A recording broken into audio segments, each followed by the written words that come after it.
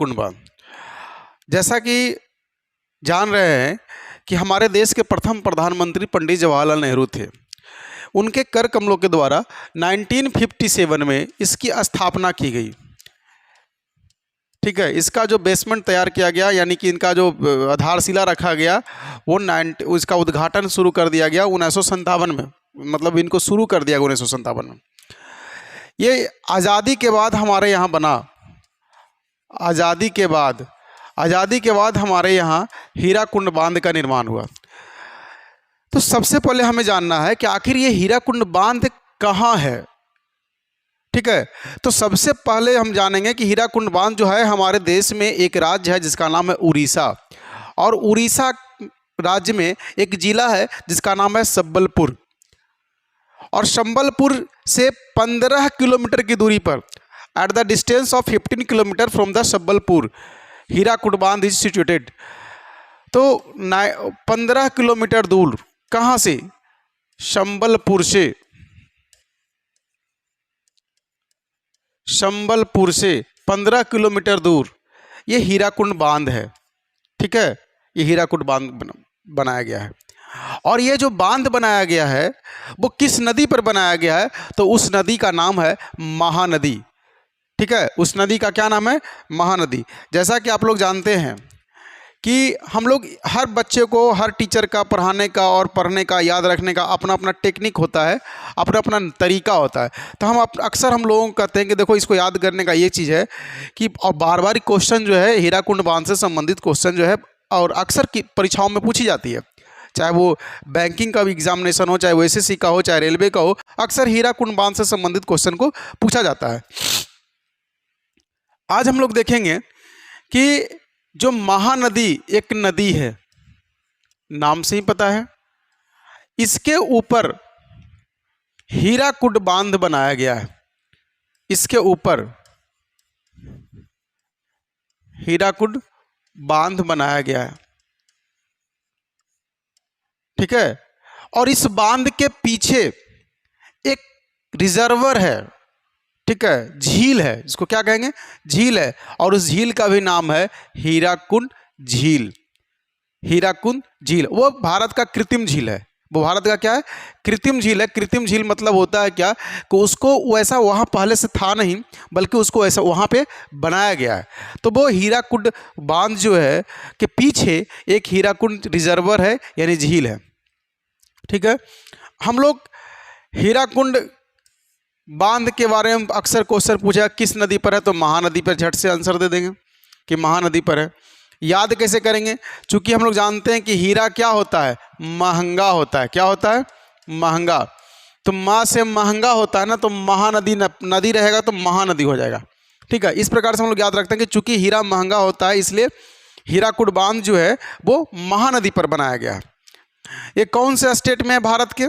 तो ये जो है उड़ीसा में है। कहाँ है? उड़ीसा में है।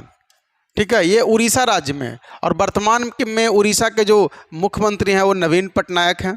अभी करंट में हम लोग जानेंगे कि अभी जो इसके जो मुख्यमंत्री हैं वो नवीन पटनायक हैं। वो नवीन पटनायक हैं, ये अभी मुख्यमंत्री हैं, सीएम है उड़ीसा के। ठीक है, तो ये इतना ही नहीं, इसके पीछे क्या था कि जब ये डैम बन रहा था तो इसके बनाने में कई सारे लेबर मजदूर काम कर रहे थे।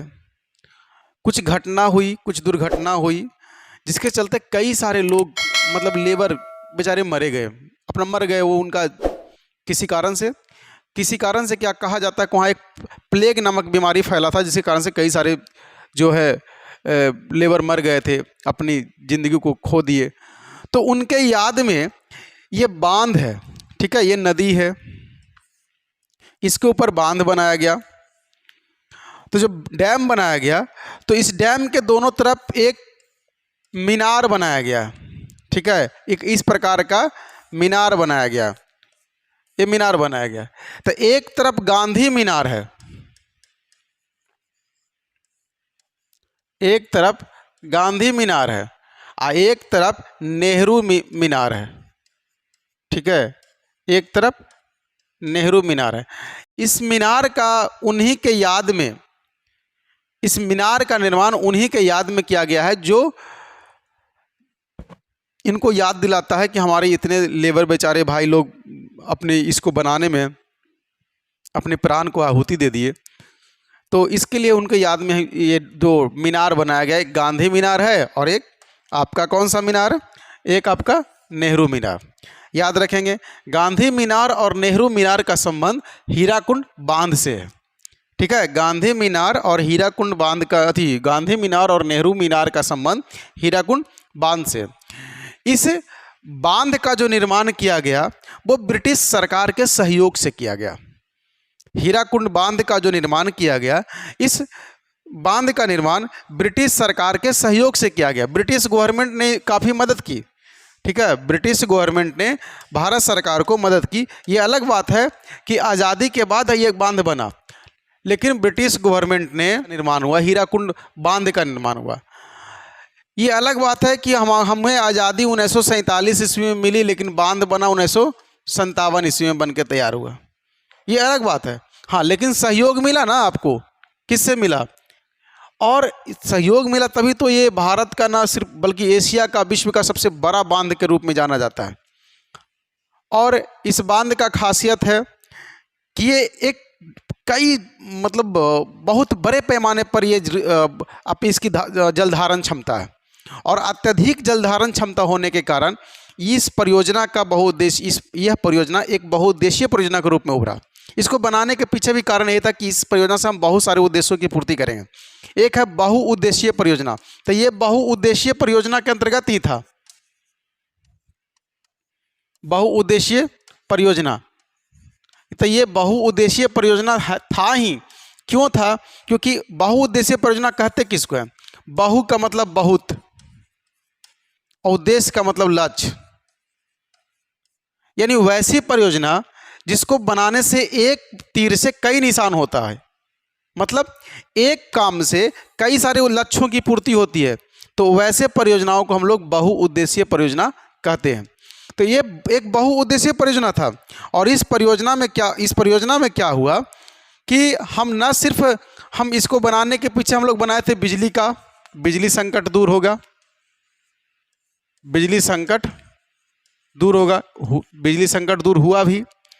इसके पीछे था मत्स्य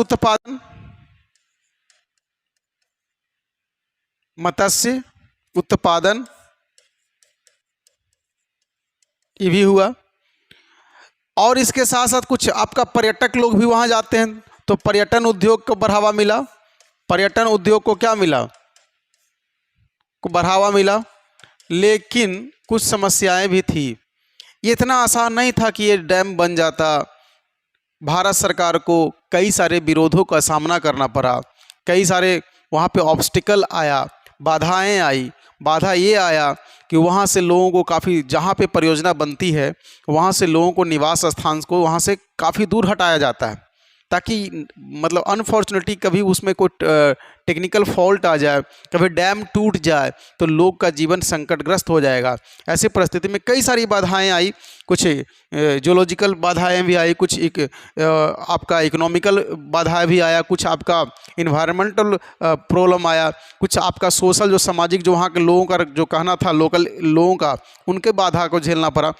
कई सारी बाधाओं को पार करने के बाद एक हीराकुंड बांध का निर्माण हुआ, जो अपने आप में काफ़ी ऐतिहासिक रहा।